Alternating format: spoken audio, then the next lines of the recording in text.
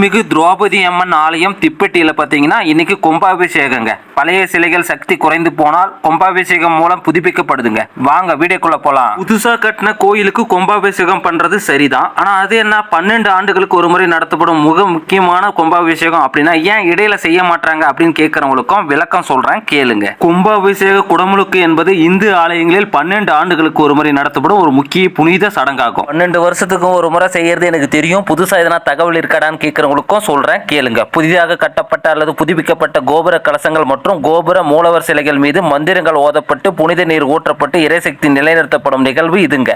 ஆலயத்தில் தெய்வீக ஆற்றலை புதுப்பித்து மக்களுக்கு நன்மையை சேர்க்கிறதுங்க. அபிஷேகம்னா ஒண்ணுதான் இருக்கா இல்ல வகைகள் இருக்கா அதை பத்தி சொல்ல முடியுமான்னு கேட்கறவங்களுக்கும் சொல்றேன் கேளுங்க. கும்பாபிஷேகத்தின் வகைகள் 4.